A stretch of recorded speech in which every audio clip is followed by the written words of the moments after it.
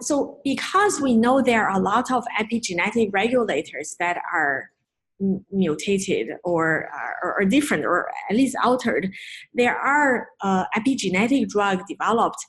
So this has been very, very active over the last 15 years. The very first wave of drug development is chemotherapy. Remember, it's just kind of killing both the cancer cells and normal cells, and because the cancer cells are reproducing faster, they are sometimes a little bit more vulnerable when you kind of stop the cell cycle or just give, like poison the cells. So the cancer cells might die faster. So that's a very early stage of drug development. It's all like chemotherapy. Then it's mostly targeted therapy that we discussed earlier in the third module.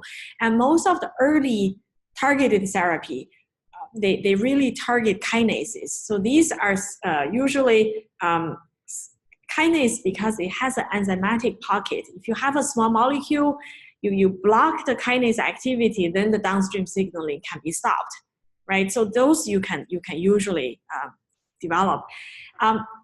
In the cancer, actually, there are a lot of genes that are altered, such as transcription factors. We know, if you have differential gene expression, the transcription factor must have a differential activity.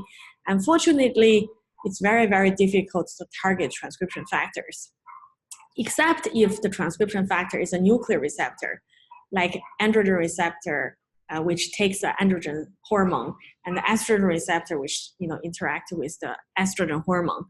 But then the new wave of drug development about 15 years ago is, first of all, after the Human Genome Project was finished, people identified a lot of new genes that regulate epigenetics.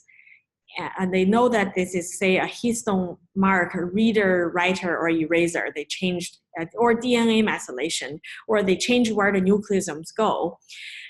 So first of all, they identify a lot of genes that are previously even unknown. And then with the later TCGA or kind of mutation profiling, it was discovered that these genes can also be frequently mutated in cancer. And so the whole drug industry was like overjoyed with potentially developing drugs because all of these epigenetic regulators, they have an enzymatic pocket, which means you can develop a small molecule drug to target them. And so in terms of epigenetic drugs, for example, HDAC, this is a histone deacetylation inhibitor. Can you guess what this inhibitor does? So acetylation, remember from homework 5, acetylation, is it upregulated gene expression or downregulated gene? It's upregulated. But then this is a deacetylation. Deacetylation, downregulate genes. And now you have an inhibitor against this. So you upregulate gene again, right? So, so there has been papers published to find that if you have some drug initially that work on a cancer cell, but then become resistant, it was reported that if you treat with the HDAC inhibitor, it can delay this cell development to drug resistance. And there is another one, which is a DNA demethylation enzyme. So it's called 5-azacitidine. So with this drug, it can inhibit the cell mechanism for doing DNA demethylation. And so can you guess if you do if you have let's see, like 5-azacitidine itself will cause DNA demethylation. Can you guess what's going to happen in the cell?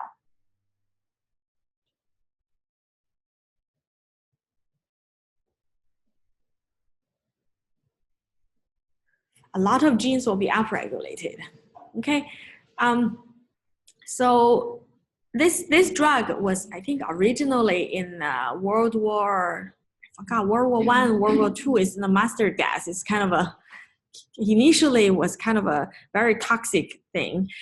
It was kind of used like a chemotherapy, very toxic. But in this case, they just use a minimum dose, very low dose of this drug. And so the tolerance for this is actually quite good. It's been tried in mouse and also recently tried in human as well. And so interestingly, they try different things. First, this is the cancer cell, and you can treat this either with an HDAC inhibitor or this DNA demethylation agent. So you can see HDAC now upregulates gene expression. 5-azacitidine, because it does DNA demethylation, also upregulate genes, right? And so, you can treat the cell either with an HDAC inhibitor or 5-azacitidine. And you kind of just let the cell can grow a little bit, and then you inject them in to the mice. And they can see, whether with or without the drug treatment, whether there's any differences in the tumor growth. You can see here, either with HDAC inhibitor in here or with the 5-azacitidine here, the tumor can grow much, much slower if you treat the cell with either HDAC inhibitor or 5-azacitidine. So this is like if you just treat the cancer cell. The other case is, say, this mice the mouse already have tumor, but then you just treat it with the low dose 5-azacitidine, right?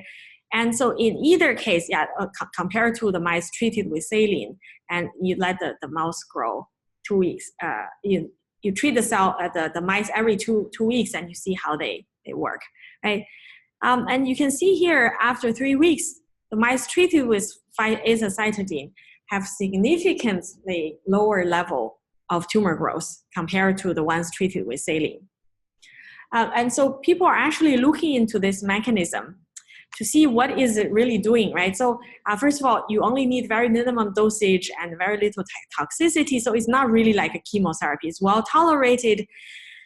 Interestingly, they found that it can activate suppressed immune genes. So, previously there were some immune genes that are suppressed for DNA methylation, but now if you treat with 5-azacitidine, those CpG promoters will now be demethylated, and those immune genes can get activated. And you can actually even use the DNA methylation status at these immune genes to predict which of those patients will respond to the 5-azacitidine treatment. So basically, if the immune genes have DNA methylation, then those patients will respond better. So this is actually to help the immune genes to get activated. But there is another thing which is kind of interesting, which is also related to the DNA methylation that we mentioned here earlier. Too many animations in here. So remember, we mentioned in the genome, there are some hypomethylation, or a lot of the regions in the DNA are methylated. When you treat the cell with a DNA, like a demethylating agent, the normal cells are okay because their DNA is solidly suppressed. If you only add a little 5-azacitidine, they don't get activated so much. Or they don't get hypomethylated so much. However, the cancer cells in those silent regions, already the DNA methylation was losing a little bit, right? Becoming hypermethylated. Now, if you treat with another DNA